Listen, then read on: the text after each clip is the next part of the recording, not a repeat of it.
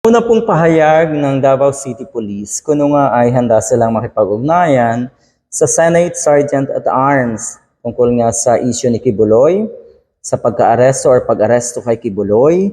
Pero hanggang sa ngayon po ay wala pang nangyayari at sigurado tayo na nakipag-ugnayan na po ang Senate Sergeant at Arms sa Davao City Police. Davao yan eh. So anong inaasahan natin? Alangan namang kumilos na lang yung mga yan at dakpin nga si Kibuloy. O diba? Alam niyo naman, Davao yan eh. Ito yung nakakalungkot. Pag naririnig ko yung salitang Davao, pag meron siguro akong mga kakilalang, good thing wala talaga akong kakilalang taga Davao. Pero pag meron akong kakilalang taga Davao City, o taga Davao, sige, sabihin na natin, first impression, baluktot ang kaisipan na ito, sigurado. Nauto ito, napaniwala ito ng mga Duterte. Walang matuwid na pag-iisip to. Parang ganon. Gusto ko bang lahatin? Sige, lahatin na natin. President, kawalan ng aksyon ng Davao City Police versus Kibuloy, Binaticos. Wala daw aksyon ang Davao City Police. So, yung sinasabing handa sila na makipag-ugnayan, wala palang nangyayari. Kinundi na ni House Deputy Minority Leader at Party List Representative Franz Castro, ang Davao City Police, hindi umano nito mahanap ang self-appointed Son of God na si Pastor Kibuloy. Abay, parang binuko ni Harry Roque, or ng isang lawyer ata ni Kibuloy kung nasaan si Kibuloy. Pero bakit hindi yan ma-confirm? Hindi yan ma-imbestigahan ng Davao City Police? Bakit hindi ipa-check kung talagang naandun nga? Wala ba silang mga intelligence unit dyan para magmanman, di ba? Ang ibig sabihin, paano naman kasing huhulihin agad ng mga taga Davao City Police o ng Davao City Police?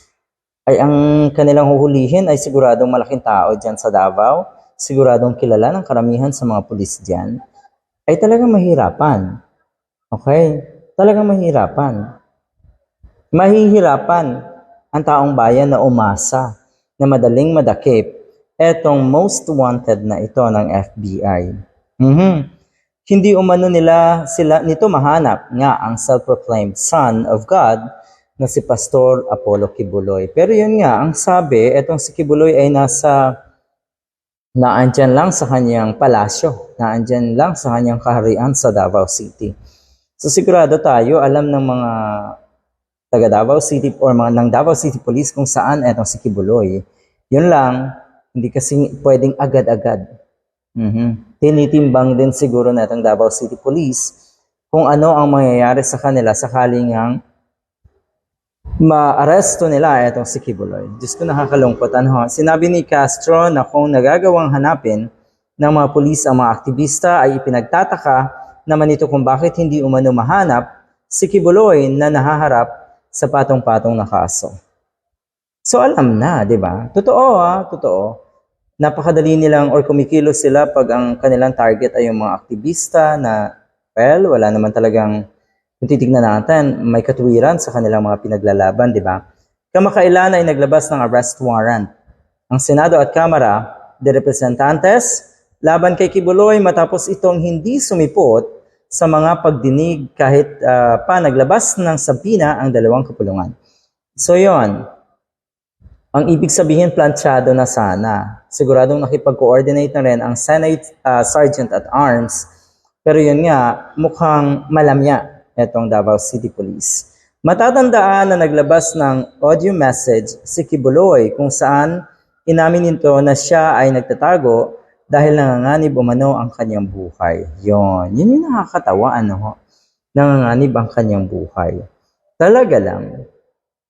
So ang ibig sabihin, hindi totoo yung sandamakmak mong bodyguards. Ano yun? Alam ng buong mundo kung paano ka kumilos. Alam ng buong mundo kung paano ka rin magyabang sa estado ng buhay mo.